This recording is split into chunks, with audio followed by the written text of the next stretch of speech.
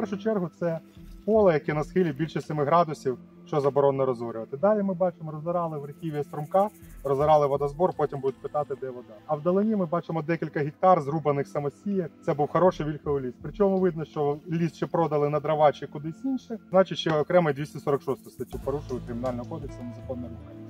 З цим робити це комплексно. По-перше, треба зробити реформу Державної екологічної інспекції, щоб це нарешті перевіряли, бо тут неможливо, ніхто це не перевіряє, не перевірить і не буде перевіряти, поки не буде прийнятий закон 3091.